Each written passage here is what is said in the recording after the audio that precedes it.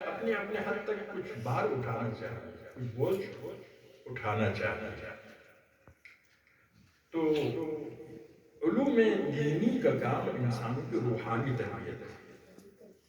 روحانی تربیت کے ذریعے کیا ہوتا ہے؟ انسان کو جسمانی جو تربیت کے علوم ہیں، دیکھیے بجلی ہے، یہ سائنس کے ذریعے انسان کی جسمانی ضرورت ہے، اور جہاز ہے، اور ایئر کنڈیشن ہے، بخاری ہے، یہ لاؤڈ اسپیکر ہے، یعنی انسانی جسمانی مادی تمام ضرورتیں سائنس کے ذریعے پوری ہوتی ہیں. تمام سائنس کی جتنی شاخیں ہیں سب کا ہدف انسان کے مادی جسمانی دنیاوی ضرورتیں پورے کرنا ہے. سائنس کے سارے شعبے انسان کی روحانی ضرورتیں پوری کرنا سائنس والے کر ہی نہیں سکتے، کیونکہ ان کے پاس وہ بنیاد نہیں ہے. الذین نسوا اللہ فانساهم انفسهم، جن لوگوں نے خدا کو فراموش کیا وہ اپنے انسان ہونے کو بھی بھول جاتے ہیں، اپنے انسان ہونے کو بھی بھول جاتے ہیں، وہ روحانی طبیب نہیں بن سکتے. تو وہ سہولتیں فراہم کرتے ہیں، آسائش فراہم کرتے ہیں، لیکن سکون فراہم نہیں کرتے.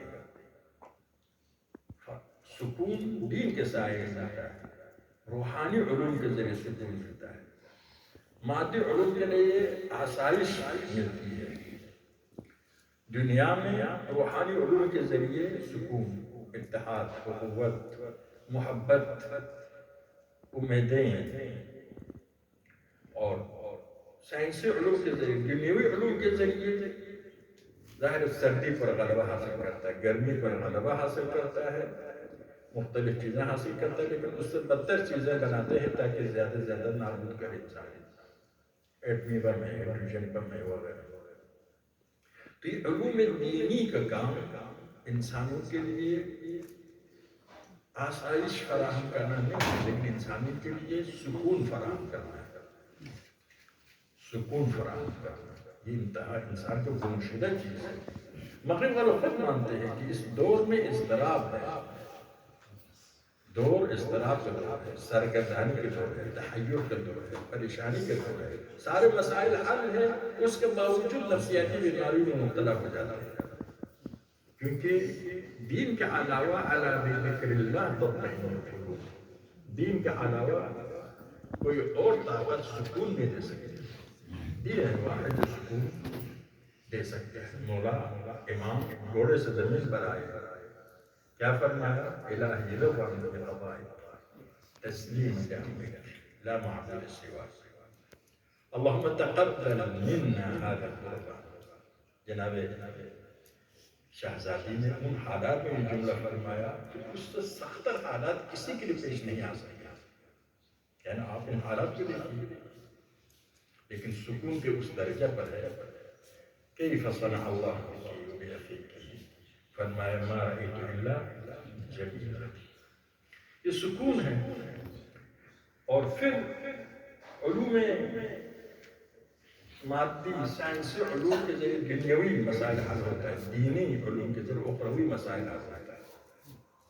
آخرت میں سعادت کے منزل بھی، سعادت کے راستے بھی کس کے ذریعے حاصل ہو سکتے ہیں؟ علوم دینی کے ذریعے. تو بہت بڑی ذمہ داری خدا نے ہم کو توفیق دی ہے، ایک موقع دیا ہے کہ علوم دینی حاصل کرے، اپنے آپ کو بھی نجات دے.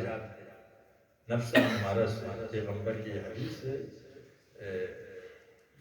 کوئی حرج نہیں ہے. میں سند کے لحاظ کچھ نہیں کہہ سکتا ہوں، کوئی حرج نہیں حدیث ہمارے تعلیم دینی کے لحاظ سے.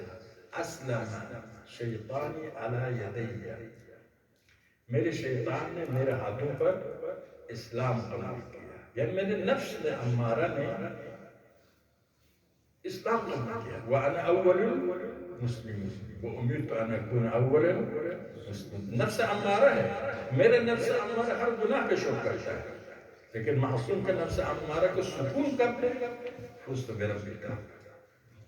جب خوشنودی خدا ہے اسی میں سکون. نفس اس حد تک رام درگاہ الہی ہوگی، سکون اس کا. الا من اتى الله بقلب سلیم. سکون آخرت میں سکون انہی کو ہے جن کو دنیا میں سید سجاد کو تسلی دینے کے بعد شہزادی زینب حسین کے لاش ڈھونڈتی نکلی ہے۔ حسین کے لاش ڈھونڈتی ڈھونڈتی ایک جگہ پر دیکھا پتھر پڑے ہوئے ہیں، ٹوٹی ہوئی تلواریں پڑی ہوئی ہیں، نیزے پڑے ہوئے ہیں، تیر پڑے ہوئے ہیں، ہر قسم کے اسلحہ کی ایک ڈھیر ہے۔ احساس کیا شاید یہیں پر حسین کی لاش ہے۔ حسین کی خوشبو نے زینب کو اپنی طرف جذب کیا۔ آپ نے ایک ایک کر کے پتھروں کو اٹھایا، نیزوں کو اٹھایا، ٹوٹی تلواروں کو اٹھایا، پھر حسین کی لاش نکل آئی۔ فرمایا انت اخی انت والدی۔ زینب تعجب کر رہی ہے، شاید 24 گھنٹہ بھی نہیں گزرا ہے، اب کس طرح سے زینب نے پہچانا خدا جانتا ہے۔ نہ سر حسین ہے نہ لباس حسین ہے۔ جناب مولا نے جب عمر بن عبدود کو قتل کیا، اس کی بہن آئی عمر بن عبدود کی لاش کو دیکھ کر کہا بھیا میں آپ پر نہیں رہوں گی، اس لیے کہ تیرا قاتل کوئی بزرگوار ہستی ہے۔